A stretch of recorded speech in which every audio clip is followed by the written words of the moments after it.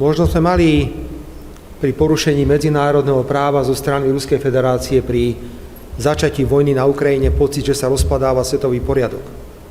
A dnes môžeme skonštatovať, že sa rozpadol. Dnes svetový poriadok neexistuje. Neexistuje mechanizmus medzinárodného práva. Neexistuje mechanizmus jeho rešpektovania, dodržiavania a vymáhania.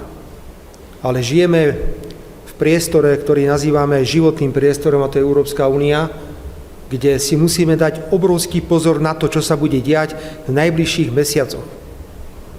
Keby mi niekto povedal pred 5 rokmi, 6 rokmi, že Európska únia je na rozhraní, tak mu nebudem veriť. My sme na rozhraní. Európska únia neprežívala nikdy takú hlbokú krízu, ako prežíva teraz. Nikdy nebola tak Európska únia ohrozená. Nikdy tak Európa nebola oslabená. Nikdy tak Európa nebola bezmocná. Nikdy tak Európa nebola rozdelená.